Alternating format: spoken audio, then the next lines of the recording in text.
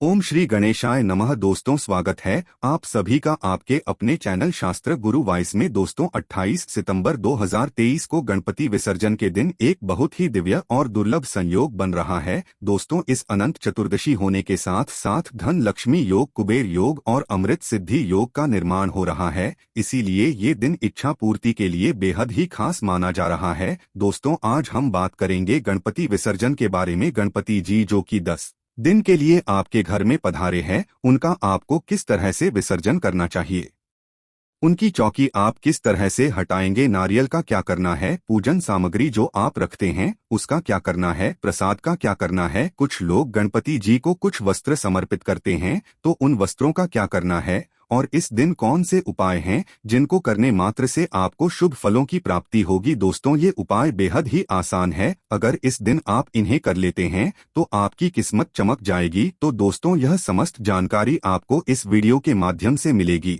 तो वीडियो को ध्यान से पूरा जरूर देखिएगा, जिससे कि आपको बहुत ज्यादा लाभ मिलेगा। और अगर आप भी अपने जीवन में गणपति की कृपा पाना चाहते हैं तो इस वीडियो को लाइक करके कमेंट में गणपति बप्पा मोरया लिखना ना भूले। दोस्तों, पंचांग के अनुसार 28 सितंबर को अनंत चतुर्दशी वाले दिन गणपति विसर्जन के लिए 3 मुहूर्त है। इस दिन सुबह 6:16 से 7:40 तक, सुबह 10 बजे से 42 मिनट से दोपहर 6:10 तक और शाम 4:41 से रात 9:10 तक विसर्जन का मुहूर्त है। इन मुहूर्त में बप्पा का विसर्जन कर सकते हैं। दोस्तों, जैसा कि आप सभी जानते हैं, गणेश चतुर्थी से अगले 10 दिन यानी अनंत चतुर्थी आने तक हम गणेश उत्सव मनाते हैं। अपने घर में गणेश जी को लेकर आते हैं, उनकी स्थापना करते हैं और संपूर्ण भक्तिभाव श्रद्धा से उनका पूजन करते हैं। उन्हें प्रसन्न करने का हर एक प्रयास करते हैं। कई जगहों पर गणेश उत्सव ढेर दिन, 3 दिन, 5 दिन, 7 दिन इस तरह से मनाया जाता है।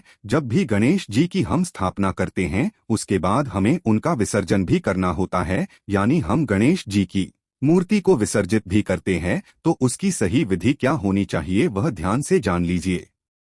देखिए, शास्त्रों के अनुसार विसर्जन वाले दिन आपको क्या क्या चीज करनी चाहिए। आपको भगवान गणेश जिनकी आपने स्थापना करी है, विधि विधान से उनकी पूजा अर्चना करनी चाहिए। सबसे पहली बात, एक चीज का ध्यान रखिएगा, जिस दिन विसर्जन करने के लिए आप जाते हैं उस दिन सवेरे जल्दी उठकर स्नान करके पहले घर को स्वच्छ कर लीजिए, क्योंकि कहा जाता है किसी भी मेहमान के घर से जाने के बाद हमें सफाई नहीं करनी चाहिए। और गणेश जी तो रिद्धि सिद्धि धन आदि सभी चीजों के देवता हैं, ऐश्वर्य के देवता हैं। तो भगवान जब भी जाएं उनके जाने के बाद आपको झाड़ू पोछा नहीं लगाना है। आप झाड़ू पोछा पहले ही लगाएं, साफ सफाई आप पहले ही कर लीजिए। इसके बाद नहा धोके जब भी आप स्नान कर लेते पूरा परिवार मिलकर गणेश जी की पूजा आराधना करें। कैसे करनी है वो भी जान लीजिए। गणेश जी को अगर हो सके तो पूरे जो गुलाब होते हैं उनकी आपको माला पहना नहीं चाहिए। अगर आपको मिल जाते हैं तो नहीं, तो आप अन्य फूलों की माला भी पहन सकते हैं। आपको दूर्वा अर्पित करनी चाहिए।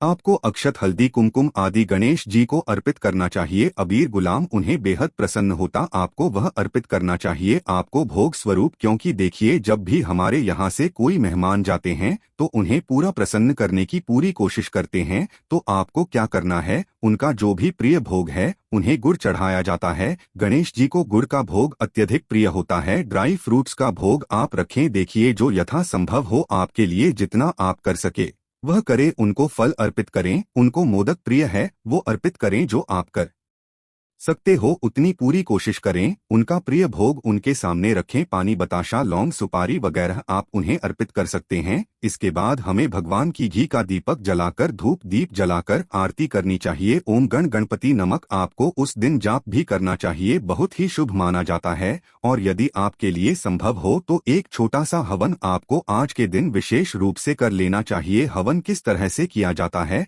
आपको पता ही होगा। मिट्टी का या तांबे का पत्र लेकर उस पर आप कांडा जलाकर रख लीजिए। उस पर आप चाहें तो घी से भी ओम गण गणपते नमः वहां करके 11 आहुति दे सकते हैं। आप गणपति जी के लिए एक छोटा सा इस तरह से हवन कर सकते हैं। इसके पश्चात जब आपकी पूजा पाठ आराधना हो जाती है, इसके बाद आपको करनी है विसर्जन की तैयारी। अब विसर्जन की तैयारी किस तरह करेंगे वह भी ध्यान से समझिएगा। कुछ लोग चौकी पर ही गणेश जी की स्थापना करते हैं, तो कुछ लोग बिना चौकी के भी लाल कपड़ा बिछाकर उस पर अक्षत रखकर स्थापना कर देते। कई बार जब हम मंदिर में स्थापना करते हैं तो हम अलग से चौकी नहीं रखते हैं। तो क्या करना है, जिन लोगों ने अलग से चौकी नहीं रखी है उन्हें एक चौकी लेनी है। उस चौकी के ऊपर आपको थोड़ा सा गंगाजल छिड़ककर उसे पवित्र कर लेना है। इसके बाद कुमकुम सिंदूर ले लीजिए। सिंदूर ले लीजिए, उससे स्वास्तिक का निशाना बनाए यानी स्वस्तिक के साथ स्थापना करें। इसके बाद उसके ऊपर थोड़ा सा अक्षत रखें। अक्षत ढलने के बाद लाल पीला जो भी आपके पास वस्त्र है उस वस्त्र को उसके ऊपर बिछा दीजिए। जिन लोगों ने चौकी रखी हुई है उन्हें डायरेक्ट चौकी उठाना है, उन्हें यह सारी चीज नहीं करनी है। जिन लोगों ने चौकी नहीं रखी है उनके लिए बता रहे हैं, लाल या पीला वस्त्र बिछाने के बाद थोड़ी सी भूल रखिएगा। फिर गणेश जी की मूर्ति को उठाकर आपको उस पाटले के ऊपर रख देना है। अब क्या करना है, आपको इसके पश्चात एक कपड़े में थोड़े से जो भी आपने भोग अर्पित किया था वह भोग उठाकर उस कपड़े में रखें। 1-2 कौन दक्षिणा स्वरूप रखें, क्योंकि किसी भी मेहमान को जब भी हम विदा करते हैं उन्हें खाली हाथ हम विदा नहीं करते हैं। तो गणेश जी के लिए भी आपको थोड़ा सा भोग रखना है रास्ते के लिए, और उनके लिए दक्षिणा रखनी है, क्योंकि जब वह अपने लोग को जाएंगे तब उन्हें किसी भी प्रकार की परेशानी ना हो। तो इस तरह से आपको अपने गणेश जी को विदा करना है। उसके बाद जब आप अपने गणेश जी को लेकर जाएंगे तो आपको पार्टी समेत जिस पर आपने स्थापना करी है, जिस पर अपने दक्षिणा वगैरह रखा है, इस तरह से आपको लेकर जाना है। आप जब लेकर जाएंगे एक बार पूरा परिवार उनसे दर्शन करेंगे। इसके पश्चात आपको उनसे प्रार्थना करनी है कि हे प्रभु 10 दिन तक आप हमारे घर में रहे, आकर हमारी सेवा भाव में हमारी भक्ति में कोई कमी रह गई हो, आपको प्रसन्न करने में कोई कमी रह गई हो तो क्षमा करिएगा। तो क्षमा याचना भूल चूक के लिए आपको माफी जरूर मांग लेनी है, क्योंकि देखिए हम भगवान को प्रसन्न करने प्रयास जरूर करते हैं, परंतु कई बार हमसे कुछ भूल चूक काम ज्यादा हो ही जाता है। इस तरह से आपको उनसे क्षमा याचना मांगनी है। फिर अपने गणेश जी को लेकर जाएं सम्मान पूर्वक। कभी भी एकदम से ऊपर से जल में प्रवाह ना करें, धीरे से जल में उतरकर आपको अपने हाथों द्वारा खुद से ही प्रवाह करना चाहिए, खुद से ही विसर्जन करना चाहिए। और आप एक चीज का विशेष ध्यान रखिएगा, यदि आपके घर में आपने इको फ्रेंडली गणेश रखे हैं तो एक साफ सुथरे बर्तन में पानी भर लीजिएगा। इतना भरिएगा कि वह अच्छे से उसके अंदर विसर्जित हो जाए, सर तक उनके पानी आ जाए। गणेश जी के थोड़ा सा कच्चा दूध डालकर थोड़े से पुष्प उसमें डाल दीजिएगा। उसके बाद आप अपने गणेश जी को उसके अंदर विसर्जित करिएगा। अब आप घर में विसर्जित कर रहे हैं तो दक्षिणा स्वरूप आप क्या रखेंगे, थोड़े से अक्षत डाल दीजिएगा दक्षिणा स्वरूप। यदि आप घर में विसर्जन कर रहे हैं तो इसके बाद जब मिट्टी जल में पूरी तरह से घुल जाए, घुलने के बाद उस जल को आपको अपने घर के गमले में डाल देना है। और ध्यान रखिएगा ऐसी जगह डालिएगा जहां उस मिट्टी में आपके पैर ना पड़े। घर में गमले जो रखे होते वह थोड़े से कोने में हो, पानी बहकर नीचे ना आए। इस तरह से आपको अपने घर में उनका विसर्जन कर देना है। या आप एक खाली गमले में भी विसर्जन कर सकते हैं, उसमें कुछ पौधे के बीज डाल दीजिएगा तो उस मिट्टी से पौधे उत्पन्न हो जाएंगे और गणेश जी का आशीर्वाद आपके घर में बना रहेगा। अब एक चीज का ध्यान रखिएगा, जो चीज है जो आपने आपने मंदिर में रखी थी, चौकी पर रखी थी, जैसे कि आपने रखा था कलश स्थापना कराई थी, आपने गणेश जी को अपने वस्त्र पहनाए थे, तो वह वस्त्र उनका आशीर्वाद स्वरूप माने जाते हैं। तो यह गलती भूल से भी मत करिएगा। जब आप गणेश जी के विसर्जन के लिए जाएं तो हम क्या करते हैं, लाल कपड़े को भी ले जाते हैं, हम नारियल का भी विसर्जन कर देते हैं, हम सुपारी दुर्वा का भी विसर्जन कर देते हैं। तो यह आपको भूल से भी नहीं करना है। आपको क्या करना है, जो नारियल है उसको तोड़कर उसका जल निकाल लीजिएगा। फिर नारियल तोड़कर प्रसाद स्वरूप बच्चों में बांट दीजिए, आपके घर में बाहर लीजिए, आसपास मोहल्ले में बांट सकते हैं। फल वगैरह रखे हैं, आपने भोग रखा है, उसे भी बांध दीजिएगा। जो कलश के अंदर जल है उस जल को पूरे घर में छिड़क कर बचा हुआ जल आप किसी भी गमले या क्यारी में डाल दीजिएगा। उसमें आम के पत्ते लगाएं आपने तो वह आप विसर्जन के लिए डाल सकते हैं आम के पत्तों को। और इसके पश्चात जो दूर्वा है, आप रोज दूर्वा चढ़ाते हैं गणेश जी को तो वो सूख जाती है, तो उसमें से थोड़ी सी दूरवा लेकर, और कुछ लोग सुपारी की स्थापना भी गणेश जी के साथ में करते हैं, तो उस सुपारी का आपको विसर्जन नहीं करना है। वह सुपारी गणेश जी का प्रतीक ही मानी जाती है, तो उसे लाल या पीले कपड़े में लपेटकर थोड़ी सी दूरवा लेकर उसे आप अपने धन संग्रह के पास रखिएगा। बहुत शुभ माना जाता है, क्योंकि गणेश जी बुद्धि आदि के देवता माने जाते हैं, सुख समृद्धि के देवता माने जाते हैं। तो इसको आप अपनी तिजोरी में रखेंगे कपड़े में बांधकर, तो किन चीजों को थोड़ी सी वहां पर अगर आपने दक्षिण रखी थी, तो दक्षिणा को, सुपारी को और थोड़ी सी दूर हुआ, इन तीनों चीजों को बांधकर आप अपनी तिजोरी में रख देंगे। और अक्षत यदि आपने बहुत सारे कलश के नीचे रखे हैं, तो अक्षत को लेकर दूध में खीर बनाकर प्रसाद स्वरूप बांट सकते हैं। उन्हें अपने घर के अनाज में मत मिलाएगा, क्योंकि अनाज जब हम मिला देते हैं तो बिना प्याज लहसुन का कई बार हमारे यहाँ भोजन बनता है, कई बार नहीं बनता। तो इस तरह से आपको जो चावल है उसकी खीर बना लेनी है, पूरे घर में प्रसाद स्वरूप बांट देनी है। इसके पश्चात वहां पर और भी जो आपके पार्टी पर लाल कपड़ा है, चौकी वगैरह हैं, उन्हें आप वापस से धोकर स्वच्छ करके अपने घर में रख सकते हैं। तो इस तरह जो भी आपने गणेश जी के लिए रखा है उनका विसर्जन आपको नहीं करना है, वह आशीर्वाद स्वरूप आपके घर में ही चीजें रखी जाएगी। अब दूसरी चीज, कई बार हम पूजा में अच्छी शुद्धता में भरकर, कटोरी में भरकर हम हल्दी अबीर गुलाल ये सारी चीज रखते हैं,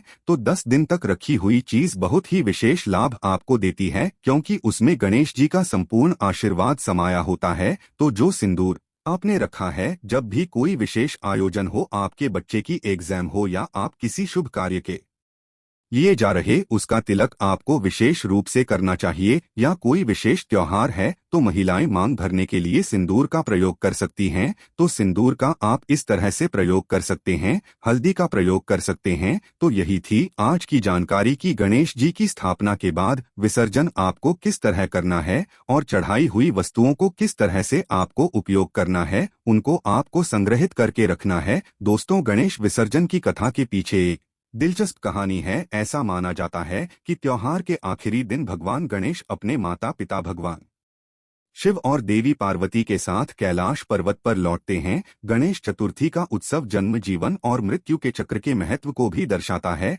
गणेश, जिन्हें नई शुरुआत के भगवान के रूप में भी जाना जाता है, वहीं बाधाओं के निवारण के रूप में भी पूजा जाता है। ऐसा माना जाता है कि जब गणेश जी की मूर्ति को विसर्जन के लिए बाहर ले जाया जाता है, तो वह अपने साथ घर की विभिन्न बाधाओं को भी दूर कर देती है, और विसर्जन के साथ साथ इन बाधाओं का भी नाश होता है। हर साल लोग बड़ी बेसब्री से गणेश चतुर्थी के त्योहार का इंतजार करते हैं, और हमेशा की तरह हम यह भी आशा करते हैं कि इस वर्ष भी विघ्नहर्ता अपने आशीर्वाद को हम पर बरसाएंगे और हमारे जीवन के सभी संघर्षों को मिटा देंगे। पौराणिक मान्यताओं के अनुसार यह भी माना जाता है कि श्री वेदव्यास जी ने गणपति जी जब महाभारत की कथा सुनानी शुरू की थी, तभी से गणेश चतुर्थी का आरंभ हो गया था। कहानी सुनाने के दौरान व्यास जी आंख बंद करके गणेश जी को लगातार 10 दिनों तक कथा सुनाते रहे, और गणपति जी लगातार 10 दिनों तक लिखते रहे। ये कथा खत्म होने के 10 दिन बाद जब व्यास जी ने आंखें खोली तो देखा कि गणेश जी के शरीर